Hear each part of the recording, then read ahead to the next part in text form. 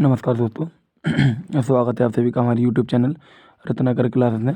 तो आज हम पढ़ेंगे कार्बोक्जिलिक अम्ल के बारे में। तो कार्बोक्जिलिक अम्ल क्या होता है, इसकी डेफिनेशन क्या है और इसका क्लासिफिकेशन यानी कि वर्गीकरण किस प्रकार से करते हैं, तो इन सब चीज़ों को देखेंगे आज हम। तो ये देखिए, सबसे पहले लिखा है कार्बोक्जिलिक अम्ल। अच्छा, ये होते क्या हैं? तो आपने क्लास 10th में पढ़ा होगा, ये कार्बोक्जिलिक समूह। तो ऐसे कार्बनिक यौगिक जिनमें COOH समूह होता है उनको बोलते हैं हम कार्बोक्जिलिक अम्ल। तो डेफिनेशन है, परिचय में लिखा है यहाँ पर, वे कार्बनिक यौगिक जिनमें कार्बोक्जिलिक यानी कि ये समूह क्रियात्मक समूह होता है, कार्बोक्जिलिक अम्ल कहते हैं। तो यहाँ पर लास्ट में का नहीं लगा हुआ है, का आप ऐड कर लेना, ठीक है। कार्बोक्जिलिक अम्ल कहते हैं। कार्बोक्जिलिक समूह में कार्बोनिल व हाइड्रोक्सिल दोनों तरह के समूह होते हैं। देखिए, कार्बोक्जिलिक समूह का जो ग्रुप होता है ये होता है, अगर इस ग्रुप को हम इस तरीके से लिखें, ये हो गया कार्बोनिल समूह और ये हो गया OH समूह, तो ये हो गया हाइड्रोक्सिल समूह और ये हो जाएगा कार्बोनिल समूह। तो कार्बोक्जिलिक समूह जो होता है उसमें दो समूह होते हैं, एक कार्बोनिल, दूसरा कौन सा, हाइड्रोक्सिल, जो कि यहाँ पर लिखा है। नेक्स्ट है, बसाएं उच्च कार्बोक्जिलिक अम्लों के ग्लिसरॉल के ट्राइएस्टर होते हैं। उच्च कार्बोक्जिलिक अम्लों को बसा अम्ल भी कहते हैं। तो ध्यान रखना, उच्च कार्बोक्जिलिक अम्लों को क्या कहते हैं, बसा अम्ल भी कहते हैं, यानी कि ट्राइएस्टर। अच्छा, यहाँ देखते हैं, ये लिखा है, ये फार्मूला याद रखना। उच्च में आपके 2-3 फार्मूले हैं। एक है पामिटिक अम्ल C15H31COOH, दूसरा है स्टेरिक अम्ल C17H32COOH। अच्छा देखिए, इसमें कभी कभी कन्फ्यूजन होता है क्योंकि दोनों में, एक में 15 है एक में 17 है, दोनों आसपास के हैं। तो ध्यान रखना, पा से 15 हो जाएगा और सा से हो जाएगा 17। दूसरी चीज़ क्या है, जितने कार्बन है उससे जस्ट डबल और एक ज़्यादा हाइड्रोजन जोड़ना है। देखिए, 15 कार्बन है तो हाइड्रोजन कितना हो गया, 31, यानी कि डबल करके एक जोड़ना है। यहाँ पे भी डबल करके एक जोड़ने पर आपको क्या मिल जाएगा, हाइड्रोजन। और ये क्या है, उच्च बसा अम्ल कार्बोक्जिलिक अम्ल, तो ये तो ग्रुप होना ही है कार्बोक्जिलिक अम्ल में। आइए नेक्स्ट देखते हैं, वर्गीकरण देखेंगे हम COOH समूह की संख्या के आधार पर। तो ध्यान रखना, जैसे कि पीछे वर्गीकरण आपको कई बार बताया है, जब ग्रुप के आधार पर वर्गीकरण करते हैं, एक ग्रुप होता है तो मोनो, दो ग्रुप होता है तो डाई, और 3 है तो ट्राई, 4 है तो टेट्रा, ठीक है ना। अब अगर मोनो कार्बोक्जिलिक अम्ल है तो एक ग्रुप होगा, डाई है तो 2 होंगे, और यहाँ पर जब 3 से ज़्यादा की बात करेंगे, 3 या 3 से ज़्यादा, तो वो आ जाएगा बहु कार्बोक्जिलिक अम्ल में। तो आइए देखते हैं, यहाँ पर ये तो हो गया था हमारा ये मोनोकार्बोक्जिलिक अम्ल। तो डेफिनेशन वही रहेगी, इनमें एक COOH समूह उपस्थित होता है। एग्जाम्पल याद रखना, फार्मिक अम्ल और एस्टिक अम्ल, इनको हम बनाने की विधि में भी देखेंगे। जितने भी रासायनिक गुण पढ़ेंगे और भौतिक गुण, इनके बारे में ही पढ़ेंगे, क्योंकि इस सिलेबस में हमारे यही रहेगा, ठीक है। आइए नेक्स्ट देखते हैं, डाई कार्बोक्जिलिक अम्ल। तो डाई कार्बोक्जिलिक अम्ल में डाई बता रहा है कितने, 2 होना चाहिए। तो एक तो ऑक्जेलिक अम्ल है, आपने इस तरीके से पीछे 1-2 बार बताया गया है, इस तरीके से ये ऑक्जेलिक अम्ल होता है आपका, ठीक है। दूसरा मेलोनिक अम्ल। मेलोनिक अम्ल में देखिए कुछ नहीं है, एक CH2 ऐड हो गया इस दोनों के बीच में, ये वाले पार्ट में एक देखें CH2 ऐड हो जाएगा, तो हो जाएगा आपका मेलोनिक अम्ल, ठीक है। इसके बाद है सक्सेनिक अम्ल। तो सक्सेनिक अम्ल में देखो, यहाँ पर इस तरीके से लिखा है आपका, लेकिन आप क्या करेंगे, इस COOH, जैसे ये COOH है, इसके बीच में जैसे ये वाला है एक, इसी के जस्ट बीच में एक CH2 और ऐड कर देंगे, तो आपका फार्मूला बन जाएगा सक्सेनिक अम्ल का। कैसे, ध्यान से सुनेंगे, COOH, इसके बाद CH2, फिर CH2, फिर COOH।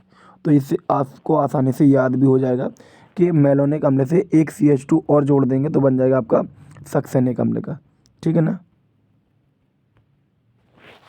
चलिए नेक्स्ट बात करते हैं हम बहु कार्बोक्जिलिक अम्ल। तो इसमें लिखा है 2 से ज़्यादा क्या होते हैं, COOH समूह उपस्थित होते हैं।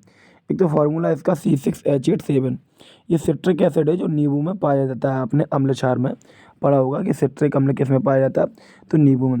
देखिए फार्मूला क्या, ध्यान रखिए कैसे, CH2COOH और CH2COOH लास्ट में रहेगा, बीच में CH2 ना होकर उसकी जगह रहेगा OH, बस ऐसा आपको याद रखना, बाकी कॉमन रहेगा। कैसे याद करेंगे, CH2COOH और यहाँ पर CH2 की जगह पर हमारा क्या रहेगा, OH और फिर COOH और जो ऊपर वाली लाइन है वही नीचे CH2COOH। ठीक है, ये तो सारी चीज़ें लिखी हैं, बस आपको बता रहे थे कि कैसे आपको याद रखना है। ठीक है, आइए नेक्स्ट देखते हैं।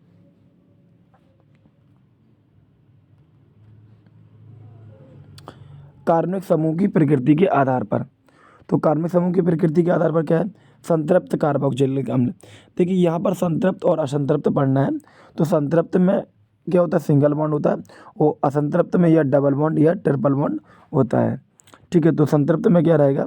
COO समूह से जुड़ा कार्बनिक समूह संतृप्त होता है। जैसे कि आप यहाँ पर देखें, ये यहाँ पर CH3 के साथ जुड़ा हुआ है COOH समूह, यहाँ पर एथिल समूह के साथ जुड़ा हुआ है COOH समूह। तो ये तो सिंगल बॉन्ड के साथ जुड़ा हुआ है।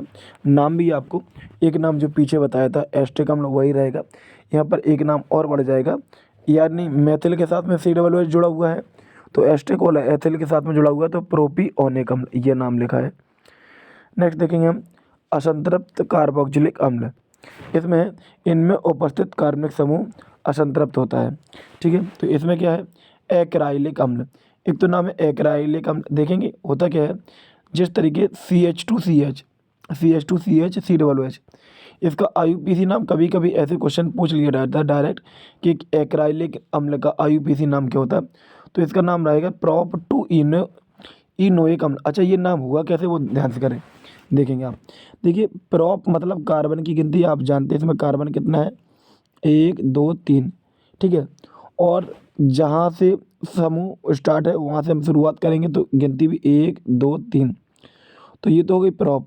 दूसरा बता रहा है कि जो डबल बॉन्ड लगा है दूसरे कार्बन पे लगा है, तो डबल बॉन्ड के लिए इस्तेमाल करते हैं हम ईन, और COOH के लिए इस्तेमाल करते हैं OH।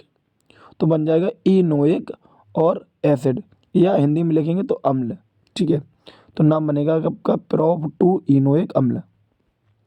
इसी तरीके से केरोटोनिक अम्ल का नाम है CH triple bond, sorry CH के बाद यहाँ पर आ जाएगा CH3, CH double bond, CH single bond, COOH।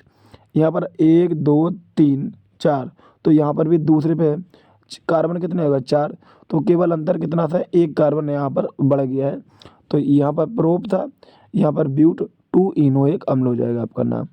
Direct पूछ सकता है कभी कभी, इसका IUPAC नाम क्या होता है? ब्यूटोनिक क्रोटोनिलिक अम्ल का हो जाएगा ब्यूट टू इनोइक अम्ल और एक्राइलिक अम्ल। ठीक है, अब देखते हैं हम क्या, प्रतिस्थापित कार्बोक्जिलिक अम्ल। इनमें कार्बन समूह का हाइड्रोजन परमाणु किसी समूह द्वारा प्रतिस्थापित हो जाता है।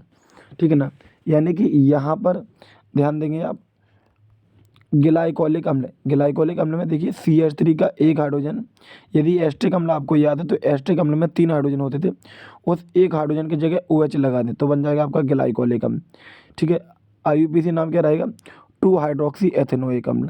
ठीक है, ये है लैक्टिक अम्ल।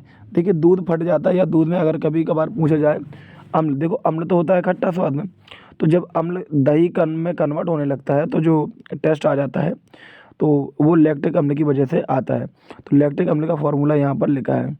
ठीक है, CH3CHOH COOH। इसका नाम है 2 हाइड्रोक्सी प्रोपेनोइक अम्ल। ठीक है ना, अब क्योंकि गिनती यहाँ से करें 1 2, तो 2 पे लगा है OH तो हाइड्रोक्सी, और 3 कार्बन हो जाएंगे, 1 2 3 तो प्रोप हो जाएगा, और COOH के लिए लगाएंगे क्या?